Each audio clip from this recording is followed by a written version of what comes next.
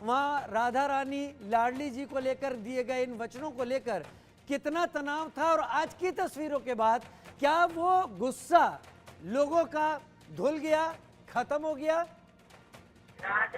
बिल्कुल राजीव जी, मैं बता दूं कि प्रदीप मिश्रा द्वारा जो राधा रानी को लेकर अमर्यादित टिप्पणी गई थी, इसको लेकर पूरे संपूर्ण ब्रजमंडल में जो ब्रजवासी हैं उनमें आक्रोश व्याप्त था, धर्माचारों में आक्रोश व्याप्त था, कथावाचकों में आक्रोश व्याप्त था। इसलिए को लेकर के गहबर वन में यानी मान मंदिर पदम श्री रमेश बाबा जी महाराज जो हैं उनके गहबर वन में इसी को लेकर महापंचायत 24 तारीख को आई थी, और महापंचायत में ब्रजवासी और धर्माचार्य सामूहिक रूप से निर्णय लिया गया था कि प्रदीप मिश्रा जो है वो राधा रानी से सामूहिक रूप से तब तक नाक रगड़कर माफी नहीं मांग लेते तब तक उन्हें माफ नहीं किया जाएगा और उन्हें ब्रज में नहीं घुसने दिया जाएगा। इसी को लेकर के आज प्रदीप मिश्रा जो है वो यहाँ पहुंचे हैं और राधा रानी के समक्ष नाक रगड़कर माफी मांग लिया, तो काफी ब्रजवासी जो है वो काफी उत्साहित हैं। अब मेरे साथ ब्रजवासी हैं, आप देख से बात करते हैं किस तरीके का उत्साह यहाँ ब्रजवासियों में और धर्माचार्यों में देखने को मिल रहा है। जी जी, किस तरीके का? प्रदीप मिश्रा ने माफी मांगी।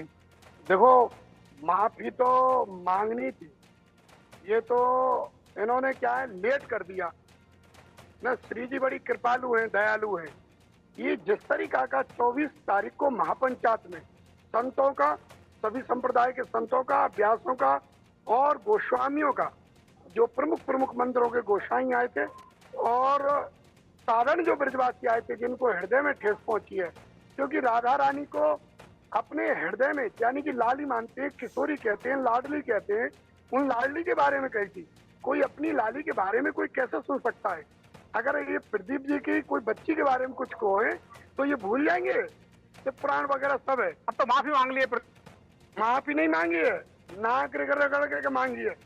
5 मिनट तक हमारे पास वीडियो है, आपने भी स्वयं रिकॉर्डिंग करी होगी, चैनल पे चल रही है, रिकॉर्ड नाक रगड़ी है और कान पकड़े हैं। हे राधा रानी, मुझसे बड़ी भूल हुई, मैंने कोई इस तरह का कोई दूसरे तरह खाया होगा जिससे मुझ पे ये अपराध बना, और हाथ जोड़ के अपील करिए आप लोगों के सोशल मीडिया चैनलों के माध्यम से कि कोई इस तरह की मती मारी गई थी मेरी, और इस तरह की कोई टिप्पणी नहीं करे। अचानक से ऐसा क्या हुआ? क्योंकि कल तो आपने एफआईआर दर्ज कराई थी, धमकी आपको मिली थी प्रदीप मिश्रा के लोगों से। देखो, जैसी करनी वैसी भरनी। ये आंख दिखा दे तो आंख दिखा के जवाब था इनका, और हमारी पूरी तैयारी थी, इस लेवल पर तैयारी थी कि ये भूल जाते इस पुराण को, ये अपने पुराण में लग जाते कि कैसे मैं जान बचाऊं। जिस तरीका से देश फॉरमैन के खिलाफ एफआईआर हो रही थी, इन्होंने अपने बहुत नजदीकी आदमी, ऐसी सूचना लग रही है कि ऑपरेटर, साउंड ऑपरेटर, उससे धमकी दिलवाई थी। उसकी बरसाना थाना में विधिवत रूप से एफआईआर दर्ज हो गई है। उसका नाम था अंकित, और 3 फोन से आई थी। एक तो आप माफी मांग लिया, माफ कर दिया जाए। देखो, माफ तो श्री जी बड़ी दयालु है। ऐसा सुनने में आता है ब्रजवासियों के कई ग्रंथों में, पुराणों में, कि कंस को भी 6 महीना को वोट डलवा के माफ कर दिया था। तो ये तो क्या नाम है, साधारण सा है। ठाकुर जी की बुराई कोई करे, अभी तो एक है कुमार स्वामी करके कोई व्यक्ति, अब वहां को नंबर है। श्री जी ने याकू तो माफ कर दिया, और हमारा भी जो आज तक क्रोध हो, जो हम यहाँ की तैयारी कर रहे थे या को चारों तरफ घेरने की, वो तो दूर हुआ। अभी कुछ ठेस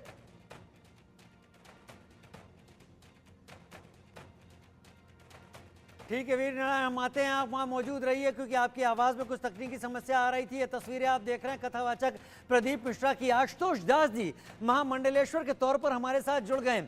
आशुतोष जी, जब प्रदीप मिश्रा का बयान आया था, हालांकि उन्होंने प्रवचन देते हुए व्यासपीठ पर बैठकर यह बात कह दी थी, और तब कई लोगों ने बताया था कि व्यासपीठ का भी एक सम्मान होता है, व्यासपीठ पर बैठने वाला